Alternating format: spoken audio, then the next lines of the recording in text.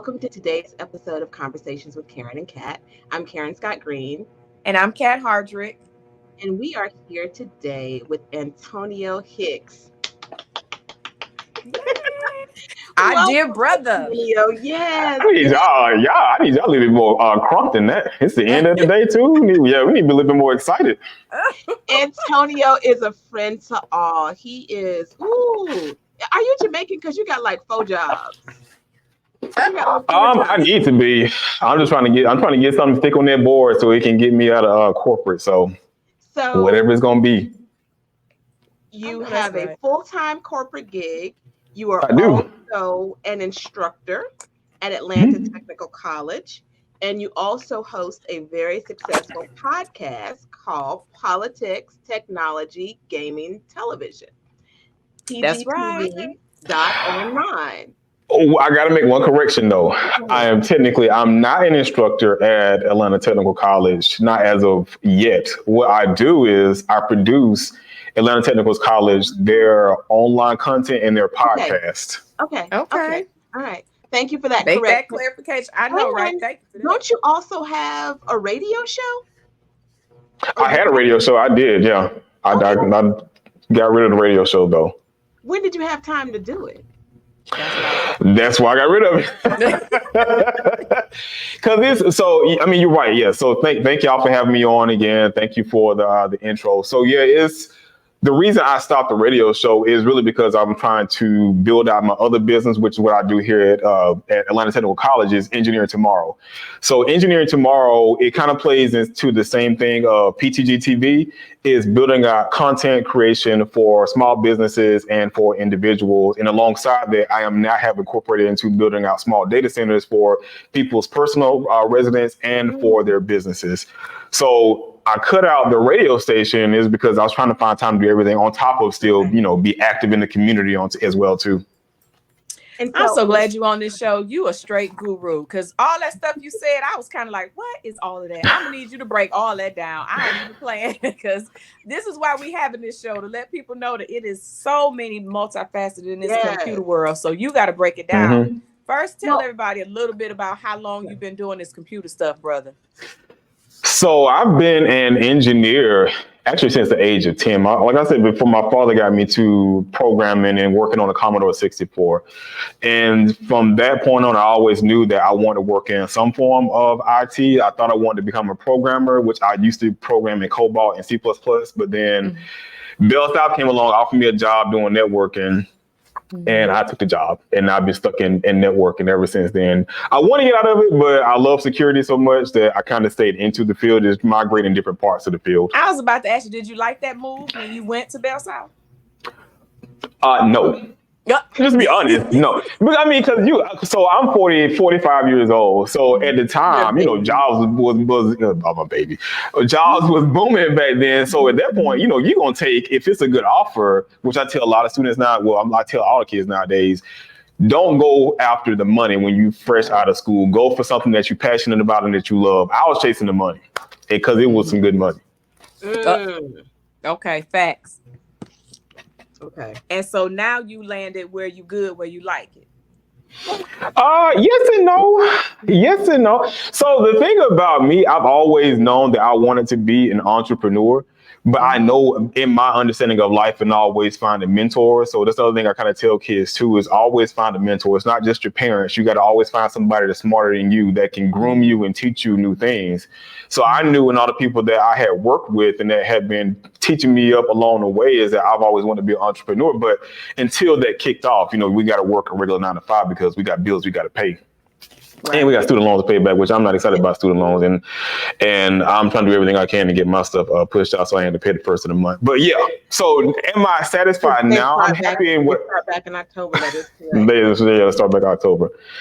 So am I happy? Yes and no. I'm happy for all the experiences I've had in corporate because it has helped to develop me and who I am today and how I treat business. It has taught me a lot of things when it comes to this industry of technology, and it's allowed me to grow and do a lot of different things. But my passion really is, and always will be, is to be an entrepreneur and have a successful business because I do want to start a Black Google.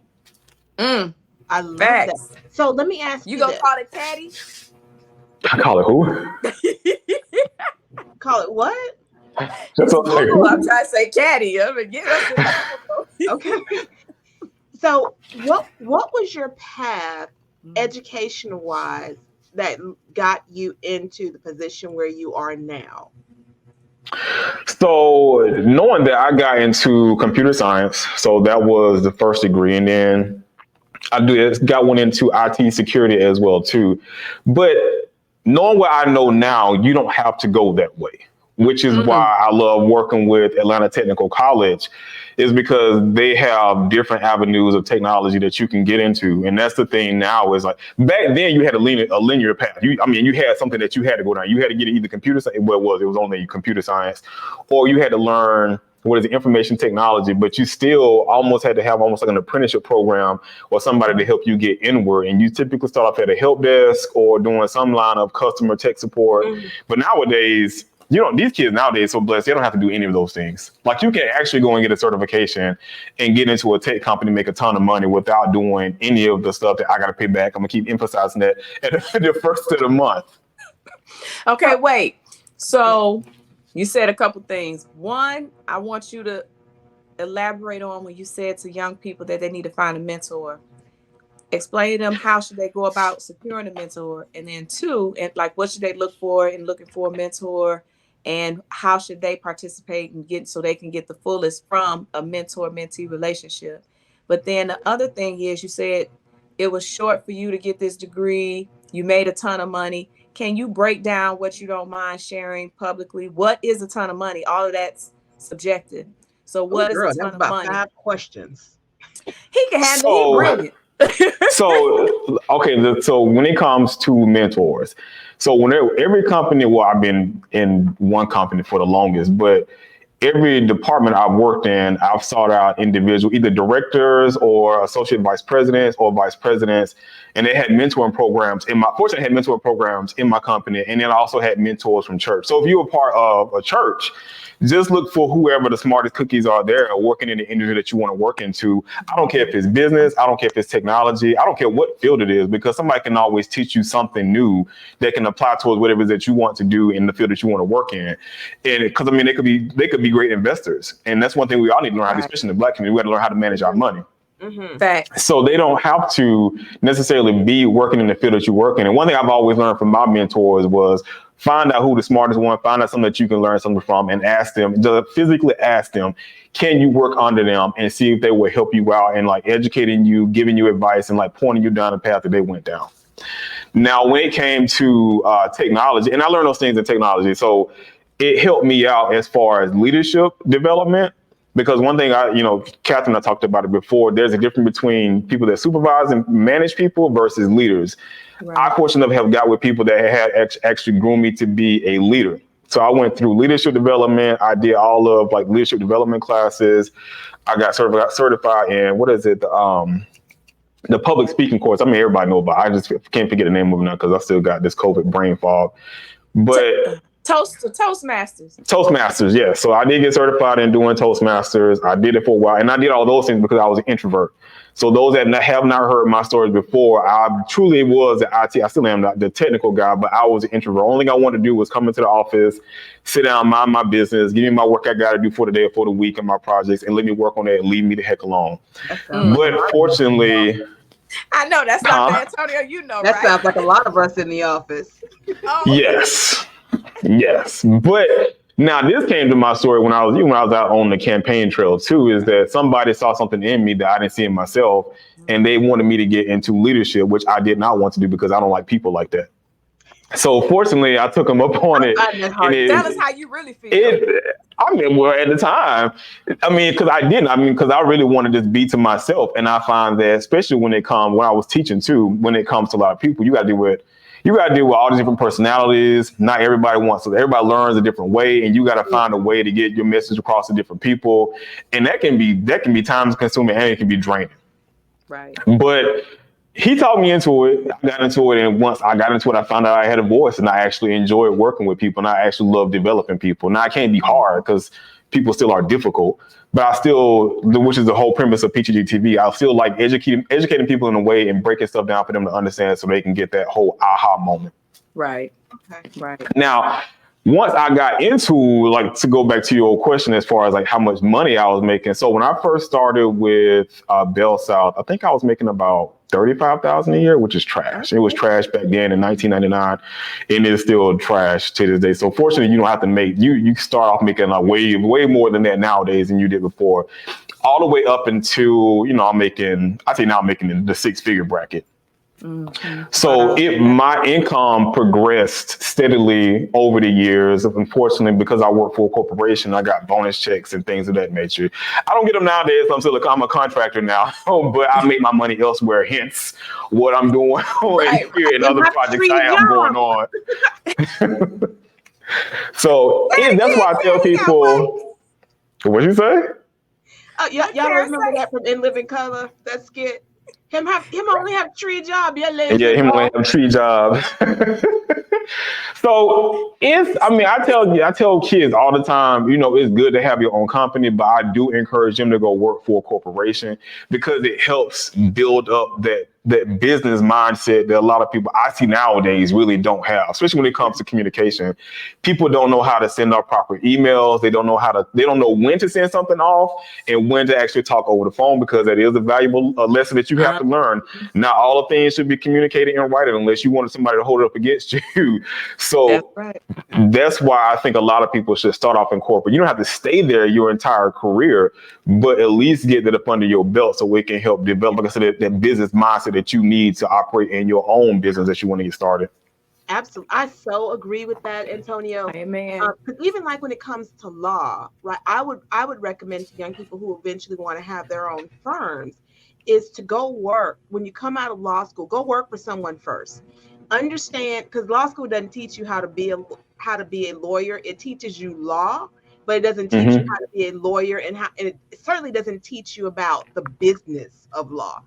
And so I would also recommend to young people that they go work for someone first, so they learn structure, learn how to do things like, file pleadings, learn how to, do things in the office, because those are things that they don't teach you in law school. So I think it's really important that first few years, at least, you go out, you work for someone, either corporation or government, someone, so that you get that structure on how to operate the business and pay close attention to how they're doing things.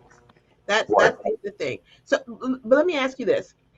For young people who are at Atlanta Technical College or at Gwinnett Tech or some other technical school across our great state of Georgia, which has a great technical school system, what are the avenues they could pursue right now under the umbrella of computer science, IT, technology? What are some of those fields that they can get into, and what could they be looking to do once they come out? They can, I encourage formal education if you don't really know what you really want to do. But if you have an idea that you really want to work in technology, you can sign up for like a boot camp and go get certified in like Security Plus, which is that goes into IT security. You can get a Cisco certification, which that's involved in networking. You can get a certification in like programming. You can get, if you want to work in cloud computer, which everything is, remote servers and stuff, that you can get an AWS or an Azure, which is AWS is Amazon, Azure is Microsoft, and then you can get one in Google Cloud Computing as well too. So you don't necessarily have to come to a brick and mortar school to get actually into technology nowadays versus what a lot of us had to go and do. And then one thing I was talking about, one of the VPs today here at ATC was, the kids that may not want to do like a technical field, but they're good with their hands, I'm encouraging them, so they're asking me to work with them on this as well too, how to actually build out like server racks, like data centers.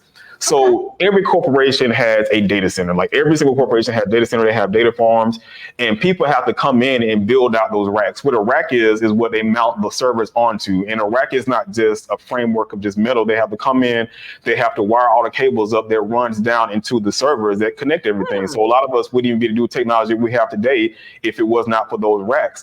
That's a side business that people can do right now. And like a lot of homes now are actually being built with data centers. Like my house now, it's built with the data center inside of it. And it's where all of your communications, your Ethernet cables, your coax, your phone lines, everything runs into that one room. And so now you can actually put your racks and stuff inside of the room to do all of your audio, your video, and even your own personal cloud computing in your homes now. And they can make a ton of money off of that. So when you say a ton of money, now how do they need to get down with that? Wait, how do you? So a ton of money. I can answer both of your questions. So a ton of money is they can charge anywhere from $500 to $1,000 per install. Okay. And I mean, it could go up from there depending on how big a rack you want, if you want them to run cables on top of it too. So like one guy, one of my friends, he works with me as well too. He has a side business doing audio installs, and so I helped him on wiring up somebody's basement. And this was before they actually put in like the drywall. So we had to run almost 500 feet of cable throughout the entire basement for running Ethernet cables and running your audio cables and stuff to hook up to like the TVs and then the equipment and stuff downstairs. And that was over $1,000 install. And then depending on what they want to do, you can make more money from that. And that's just one client. Okay. So go ahead. How long did that take? It took about 5 hours. What? And that's just running the cables. That's not coming back installing the equipment. That's not coming back setting up the equipment. That's not a monthly maintenance fee for monitoring. Like if they're installing a server, so you want to do some monitoring of their firewalls and stuff. That's a one-time install fee. Now they can make more money once if they get a server installed. They can charge for installing the servers. They can make more money off of getting the server set up. So if they want to have like separate lines throughout their house, so if they want individuals in the house want to have their own personal phone line, piggyback off of their main line, they can get paid off of that. If somebody, a person wants to have a monitoring service, so if they have a camera system and they want to make sure that if they have any problems with the camera system or any technical problems with the computers, they can come back and fix that stuff for them and charge a monthly fee for that. So it's a ton of money you can make off of just doing those installs without having a ton of like technical knowledge. Where I signed up at, look, where we signed up at, that $1,000 for 5 hours? Yeah, for 5 hours, yeah. And where they go to get this training? Where can they, so that's the thing now. That's why I was saying that I was talking with one of the VPs here, and they don't have that. A lot of stuff is hands-on. Like you can go to electrical engineering school and they'll teach you how to do electrical engineering work, but that doesn't drop down to wiring up a data rack. It's not the same thing.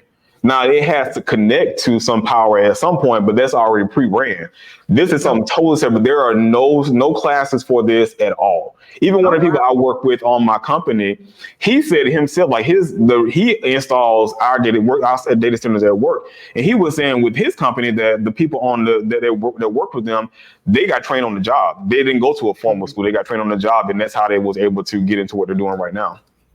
But for young people who don't have access to someone like yourself or someone like your friend who can get them in that door, and they need that formal training because they don't have access to the mentors who can get them in. What do those fields look like? What pathway is that? Yeah, what pathway is that for the formal education? So you can come to like an Atlanta Technical College or Gwinnett Tech. I got family at both of them. And or Georgia Perimeter College. And so the starting place for them in the technical field would be something like a help desk. Help desk is, I tell everybody start the help desk. It's like the pits of the pits. Is working in the cotton field.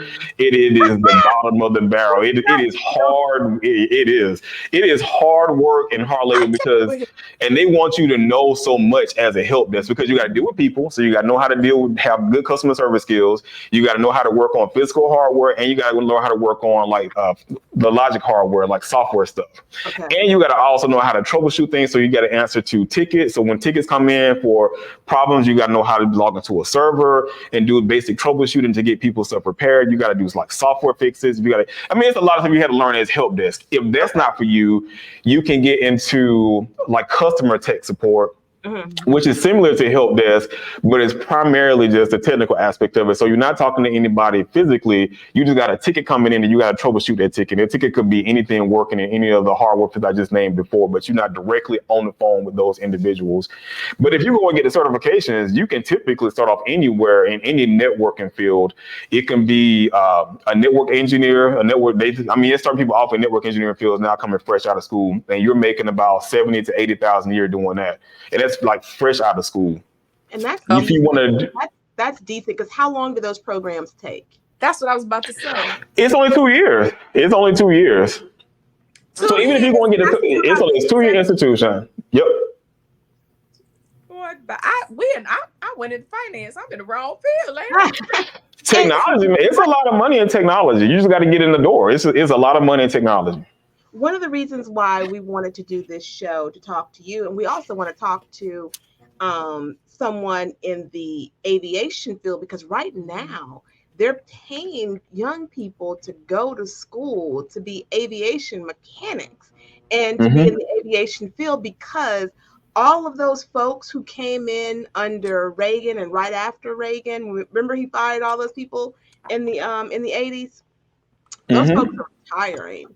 So they're, that crop, they're leaving, and there's a glut. There's going to be a huge vacuum. And so they're paying for young people to come into the field, and that's good money.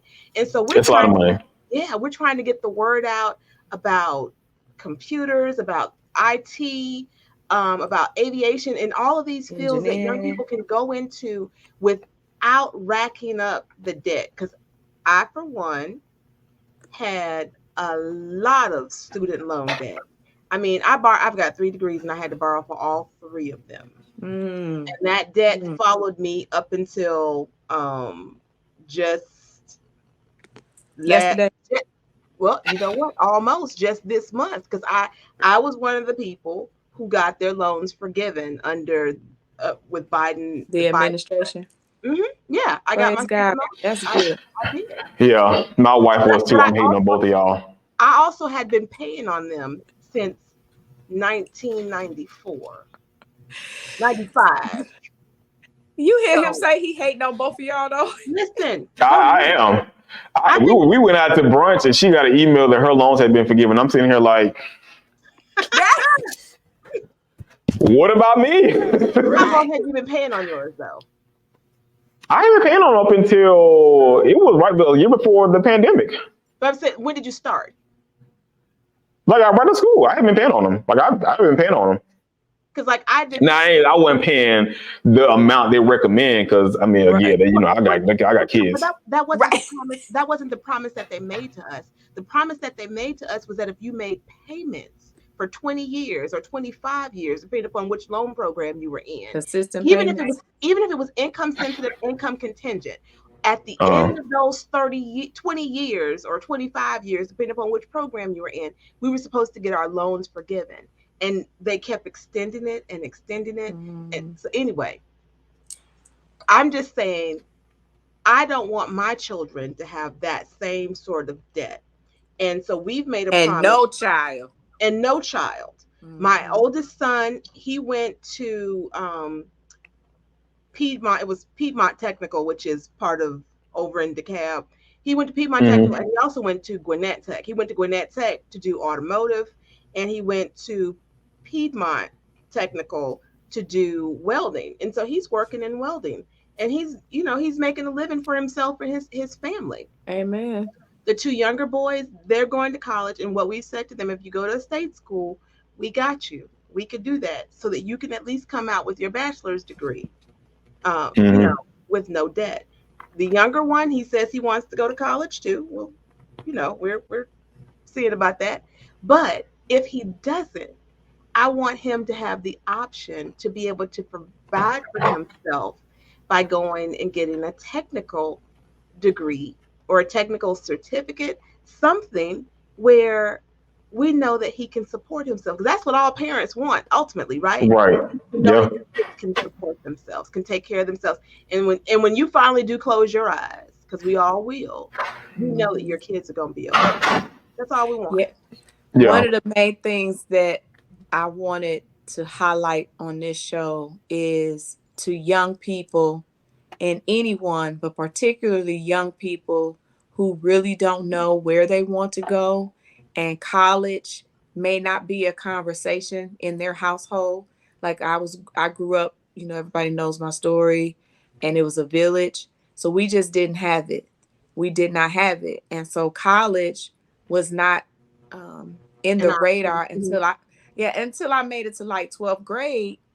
But y'all talking about it, but who gonna come up with the money at 12th grade? So I wound up going into the military. And so I want people to know that there are other options than a 4-year college, that you may feel like you got to do something else, and something else might not. Like for me, it was the military, it wasn't. But other people, it may be crime, it may be gangs, and they think it's fast money. But what I'm hearing you say, Hicks, is like if you can commit and be into an 18-month, what'd you say, program, then these kids can be out the streets. Yeah, because the state schools here in Georgia is pretty good when it comes to funding, especially at Atlanta Technical College. The most you might pay out of pocket is about $1,500 a quarter or a semester. So it's really $1,500 is not a lot of money, and that's at the most. And it depends on what field you get into. But when you come out of here, and the beauty by this school is Dr. Seals has got it to a 99% employment rate once you come out. And they're not making anything less than about $70,000 to $80,000 a year coming out here. 99%. Yeah. 99%. Oh my goodness. And then did you hear how much money they make? Say the money factor again, though. Yeah, it's 70 to 80,000 a year. That part. And then your school is how many years? It's only 2 years. It is only 2 years at ATC. So you say 2 years of hard work, come out making over 70 grand. You have a 99% employment rate. So hold on to that thought, young people. You stay on the streets. And why are you doing that, though? You don't have to wait until you're out. Like some of the skills that you learn here, you can start your own business anyway. I mean, because they have built up such a great relationships with the companies that's here in the state of Georgia and pretty much across the country too, to where like they have a Microsoft center here now. So they've got a partnership with Microsoft. So Microsoft to help them install a data center here. That's the technical stuff. I had the show I was helping them record today that had the hair technician. So you learning how to do hair while you're here, but it's not saying that you can't do hair you might not be licensed, but you still can be doing hair on the side and practicing.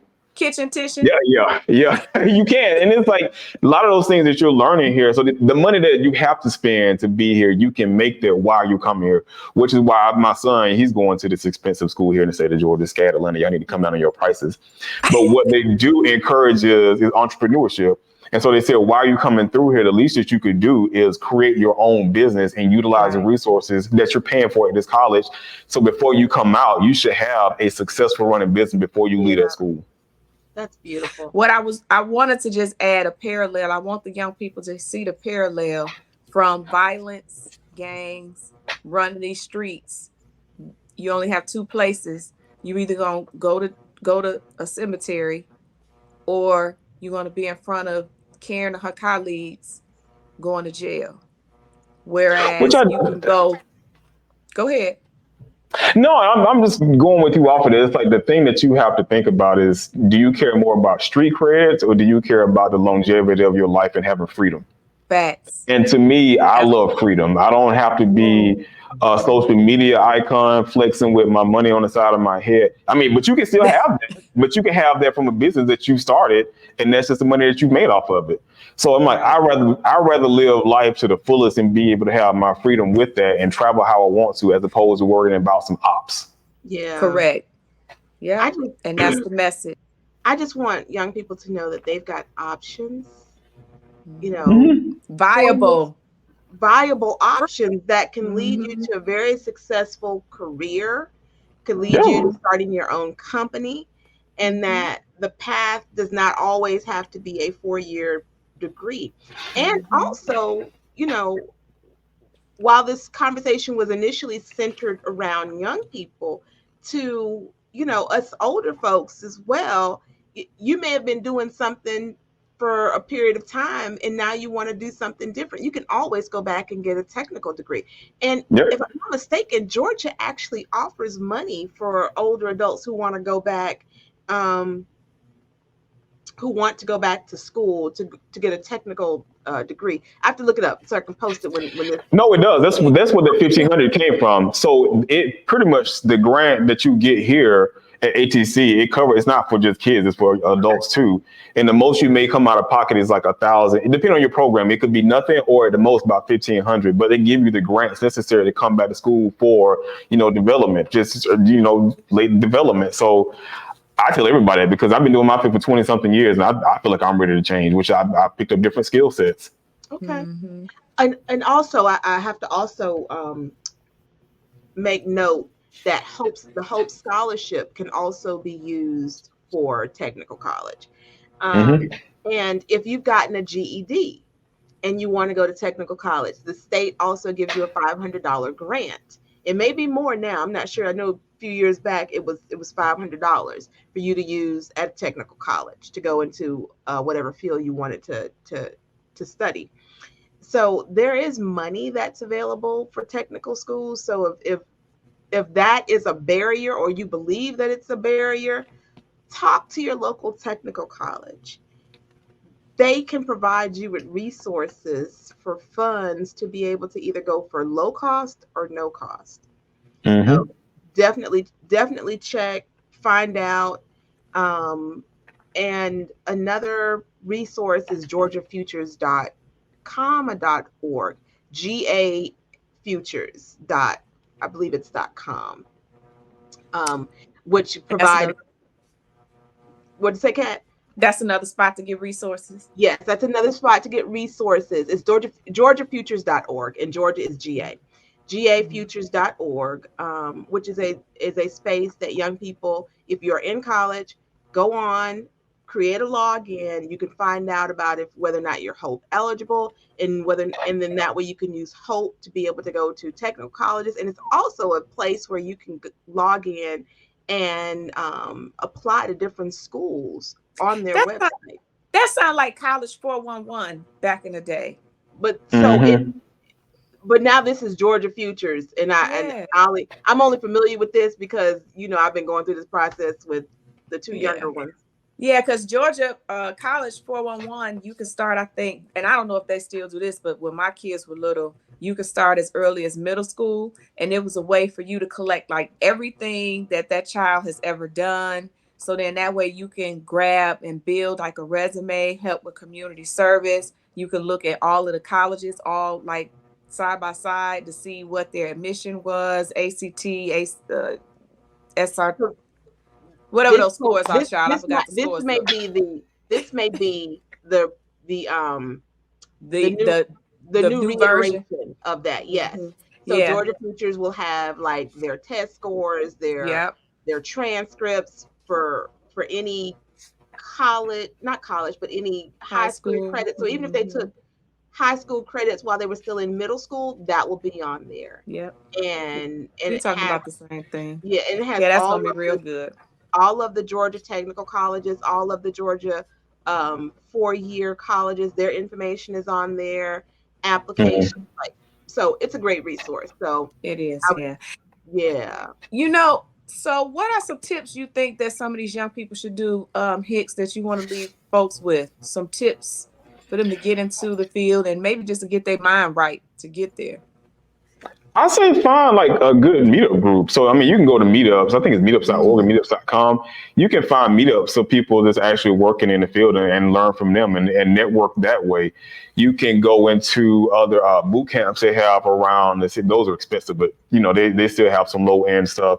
But I do encourage meetups. Meetups is free. You can meet anybody, any group up. They always meet up on a weekly basis and talk to other people that work in that field. So you can find out where you want to start at. So once you figure out where you want to start at, then you can really put a plan together on how you're going to get started in that field. And those people actually might be able to mentor you. Are you a part of Atlanta Black Tech? Was that you telling me about Atlanta Black Tech? I'm not part of it, no. But I mean, I think I am signed up with what is it? The Georgia Black Engineers. Okay. I'm a part of that. I'm signed up under that program. Okay. All right.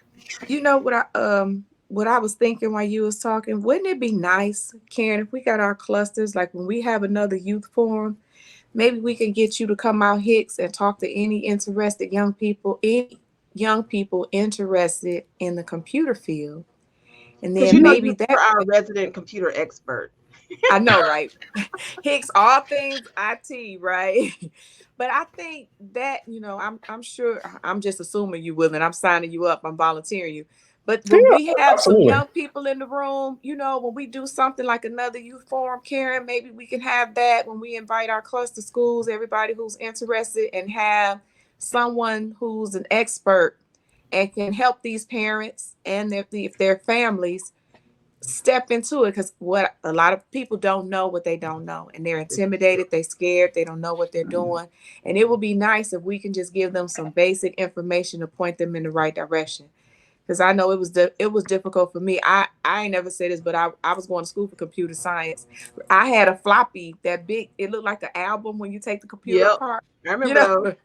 I took class. I had that, but I was like, "Ooh, child, this is over my head," because I'm good at math and stuff. But then I went into finance. But yeah, so I think that's the thing is like when you go into, because I had one of my good friends too.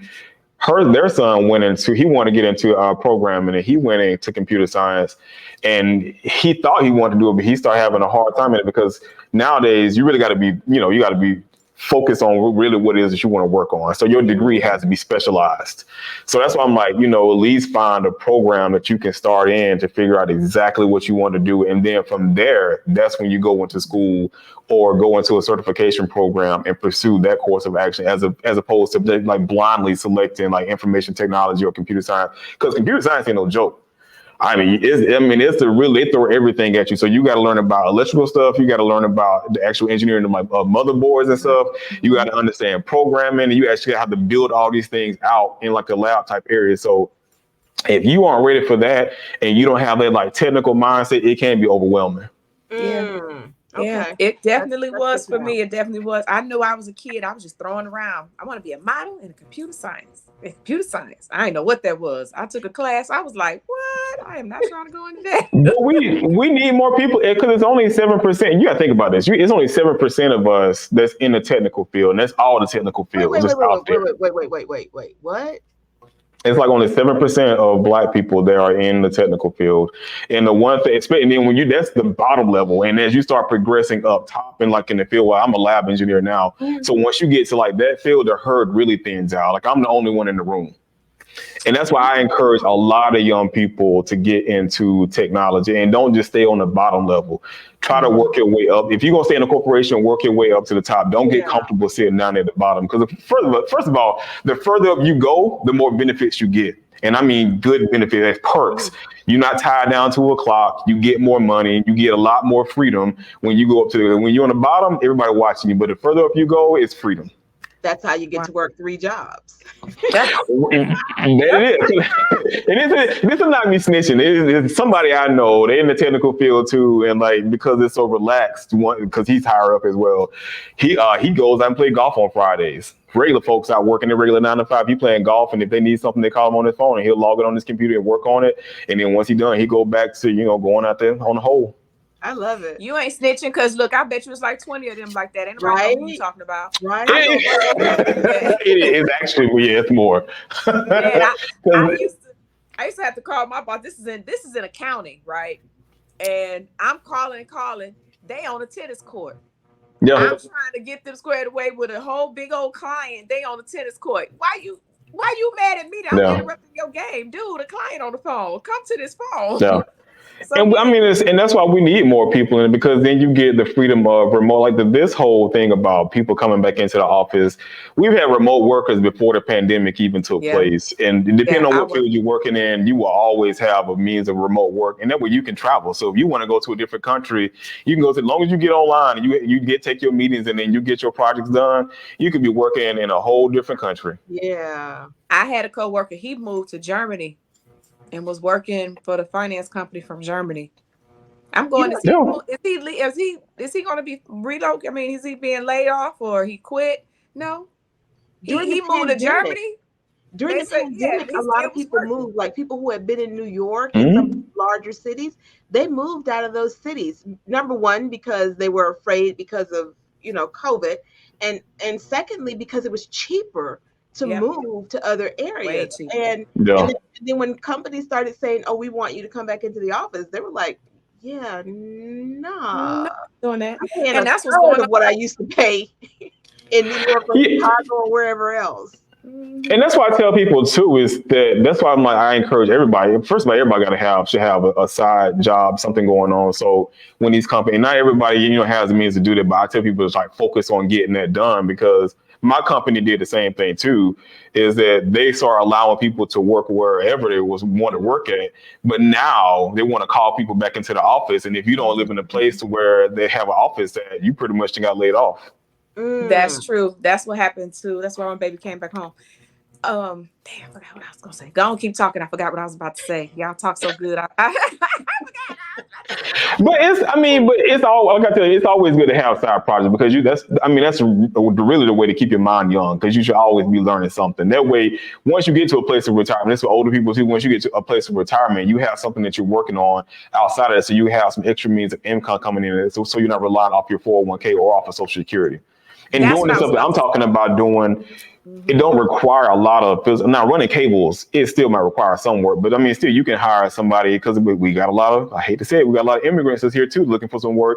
You can bring them in and have them do the physical labor, and I'm not trying to, and I think they should get paid the full pay. I'm trying to say pay them under the table, but you don't have to do a lot of the heavy, intensive stuff. Like you can do some light work and have a team of people working with you that can do the heavy stuff, and just give them, 60% of what you earn, and you take the 40%. And the reality of it is, there's a lot of people out here that won't work. It is. There's a lot of people out here that want, legal jobs, and we just, now that they know this type of stuff is out there, then they can do that. And I remember now what I wanted to say, which is in finance, we always tell people you should always try to have 2 jobs anyway, because if you're trying to reach your retirement goal, which we're going to have a show about that, right, Karen? Which I think we've already talked to somebody before, but we got to keep that because we want to get people to have generational wealth. The quicker you have, the more jobs you have that you can maintain well and perform well, the faster you can achieve whatever financial goals you have. Because I used to have a part-time job with children with autism, and it helped me reach my, meet your goal. And so that's really good if you're able to do that. But the problem I have with it is like the minute you try to do that, though, you have the government to work against you. The cost of living, everything starts going up. So, but I still do encourage it because if you don't, especially if you don't have any kids, just imagine how much money you can stack up in 10 to 15 years. God. That's what I'm saying. Now, people with children, and you got children in college and stuff too, yeah, they take all of my money. I got to have a second job just so I can have some extra money. They take all of my money. Facts. That was my paycheck being wiped away every time it gets direct deposited. Yeah. I would go into the bank. They said, you paying tuition? I'm like, that's a shame when you going to the bank. I pay tuition, I pay rent, I pay car note, and I still put money in their pocket so they're not walking around being a starving college student. They take all of my money. Yeah. How your baby doing in Michigan? He doing good. I text him I send him motivational stuff every day. I'm trying to find him a little girlfriend, but yeah, I send him positive stuff every day because I don't get to see him as much as I see the one down here. Right. So I try to make sure that his head is in the right place. Yeah. Right. Yeah. Well, we send love and prayers, man. When the children go away, you got to make sure they covered. Not only love, pray for our babies. I that's part of my morning prayer every day. Well, I pray for all 5 of our children. Amen. But definitely, praying for these kids, for these young people. I'm not going to call them kids, but praying for these young people that they have guidance, that they, are rooted in, because I always pray that they're rooted in the word and that the word is guiding them. And also that, they're covered in, that our prayers are covering them, and just that the Lord be with them as they're doing their day to day, and that they're surrounded by people who are going to uplift them, support them, and help them do and stay on their life mission. That's my prayer for all of our kids. I think they need to know that they're loved because a lot of kids feel like they're out here on their own. And I get it depending upon where you living at. But I think now they need to know that people are still, like you just said, they're cheering for them and they're hoping the best. Because I don't like seeing people out on the streets. I especially do not like seeing homeless children. That upsets my spirit in the worst way to know that somebody living on the streets, meaning they don't have a stable condition at their own house. There is this woman, every time we go. That's why it's so important for us to do these shows. Yeah.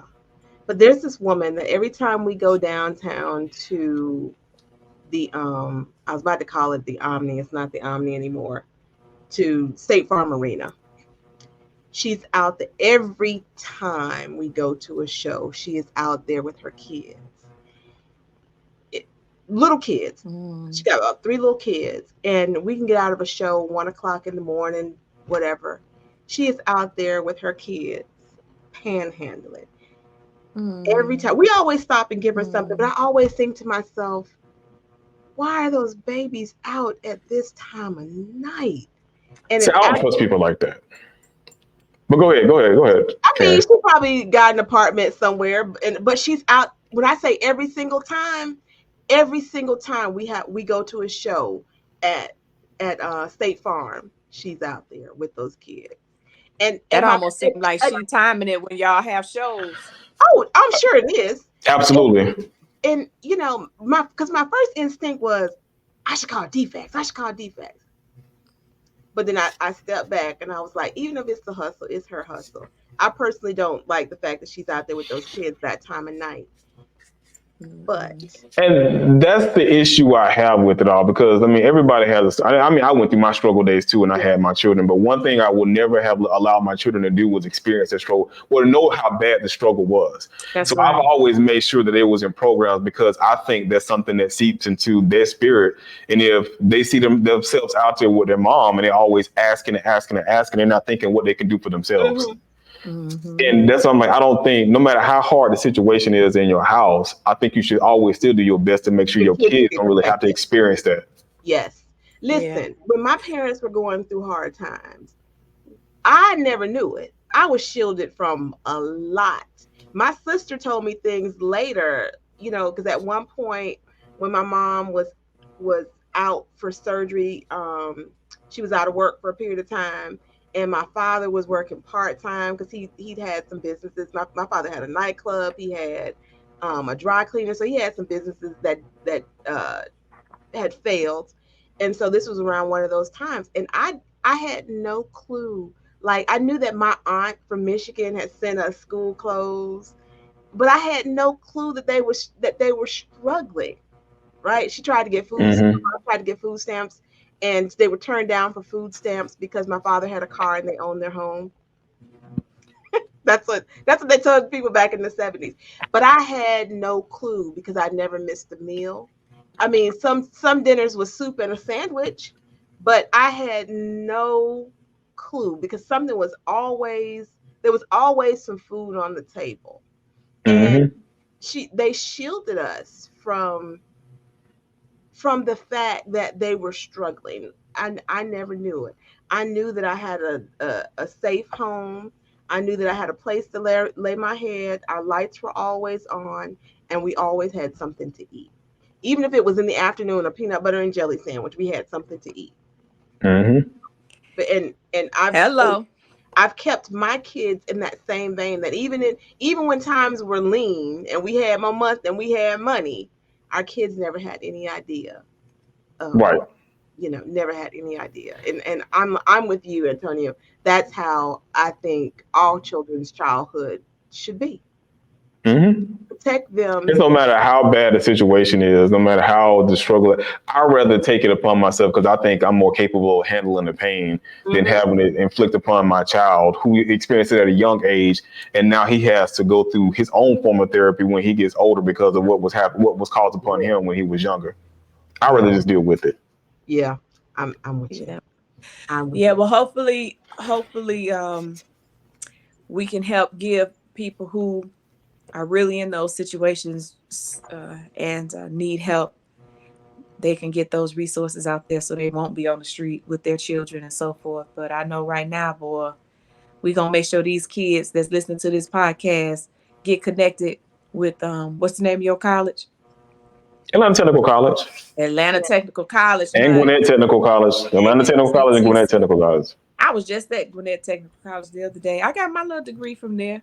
So and Piedmont is in DeKalb. In Decatur. Yeah, and Decatur.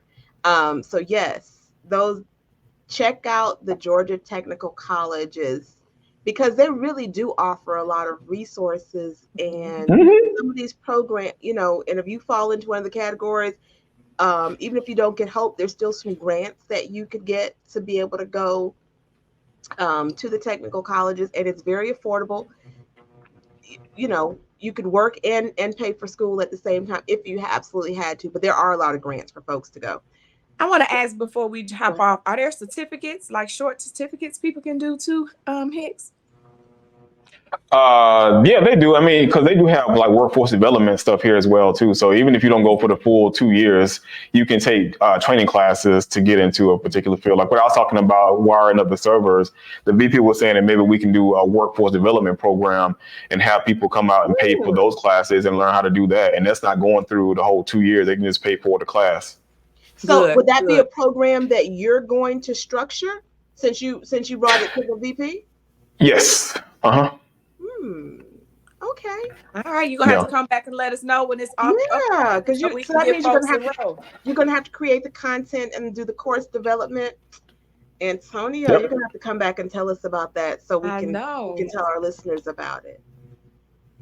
Yeah, because I always try to think of different ways because I don't want people to do what we had to do and be stuck in that whole 9-to-5 routine. Because I'm like, with technology nowadays, you can do so much to where you don't have to get stuck in that format, especially with AI out now. I mean, that should alleviate a lot of the problems or your searching that you have to do when it comes to doing particular things. So, no, I want people to find a job they love doing and get paid off of it as well, too. So that's my only thing. I don't want you to go to work and you working to pay bills and you're not happy. I want you to go to work and be happy and love what you're doing. Yeah. And actually be able to afford to live. It won't feel like work then. And then you having a good time, you enjoying it. Because that's why I love fitness and finance. But yeah, you don't feel like you working. So that's good. And you doing 6 figures. I need some 7 figures. I need some 7 figures too. I need some 7 figures, which I'm trying to build an engineer tomorrow. This whole 9-to-5 thing, man. And my thing is, I always look at what my parents and then my grandparents and stuff they had to go through. And I don't want to be working until I'm 65 and 70. And I'm like, I want to make sure that I have, that generational wealth. I have something I can hand down to my children and not just to, I'm praying for you. I don't want to be hopes and prayers. I want to actually give them something before I leave here. Right. Amen. Blessings. That's what I wish for you, my friend. Amen. Did you want to talk a little bit about PTGTV? So yeah, PTGTV. I've started back up this next season. I took some time off because I needed a mental break because I was doing everything. This is what I'm doing right here, right now. So I needed some time off this past summer. But yeah, it started back up. So I have an interview already released with this guy. He was an engineer I met at this podcast summit down in Miami. I have another young technical brother. Forget the brother's name. God damn, this is just brain fart. So he's a developer. And he does blockchain development and web development, and he's working on like Web3. So Web3 is the next stage of like Web 2.0 that we have right now. So that deals with a lot of blockchain and other stuff. So I have his show coming up next week. So yeah, so I'm with PTGTV too. I'm also building out an affiliate program. So I have bringing more podcasts under my web. So I'm going to be doing production for Bass Reeves Gun Club. Which is one of the largest black-owned gun clubs here in this country. So I'm doing their production for the Atlanta branch here. So they're going to fall up under the PTG umbrella, and we bring on a couple of more people. So that's the focus on PTG TV. And then I'm also trying to, like I said last time, I'm still trying to get it on Apple TV. And they got paused because of this whole writer's strike and actor strike they got going on. So I'm pursuing People that. Don't realize how that affects folks, though. It did, yeah, because I was trying to pitch it to Netflix, HBO, and Apple TV. But the very second the writers went on strike, they was like, well, we're not doing nothing until they come off the strike. Yep. Okay. Yeah. Well, brother, I'm so proud of you. All the blessings. I'm so proud of you. Yes. You have a genuinely good heart, and there has never been a time that either one of us have called you to ask for your advice, the assistance with something. I call them just like, of course. So, and I appreciate that. I really. Oh, you're welcome. Amen. I believe in feeding. Hey, Catherine, talking about a lot. I believe in giving back to those who, if it's reciprocated. So if you have a loving heart like y'all do yourselves, if you have a loving heart, I don't mind helping people out. I mean, that's what we're here for, right? You're not here just to be here on your own. You're here to give your gifts to other people. That's right. And as long as you can receive it and then you can provide other stuff back as well too, I'm all for it. That's right. Yeah, man. Every time I call him, he's always been there. So I really appreciate it. You definitely helped us get Karen the Cat off the ground. Yes, because I love what y'all doing. You helped with the first editing, right? Yeah. Okay. Yeah. Anytime y'all can come on my show, anytime y'all want to talk about what y'all doing to encourage the sisters and everything, because I want y'all on. So, because I think we need more sisters out here to get started, which is crazy because there is a lot of more Black women and small businesses out here now. Brothers, y'all need to step y'all game up. So. They do. Here in the city of Atlanta, we have, I don't know the actual number, so don't quote me on it, but what I've seen, especially doing stuff in the community, I've seen a lot more women, Black women, small businesses, than I have seen some of the men out here. And so y'all are definitely doing y'all thing. I love what y'all doing. I love how far y'all grown and with y'all program and the people y'all had on y'all show. So thank y'all for what y'all doing and reaching out to other sisters that's out there, because they need the help and they definitely need the motivation from our community. Brother. Thank you. We appreciate you. Yes, definitely. That, we are going to thank our listeners and our viewers for joining us on this episode of Conversations with Karen and Kat. Well, we are impacting the world one conversation at a time.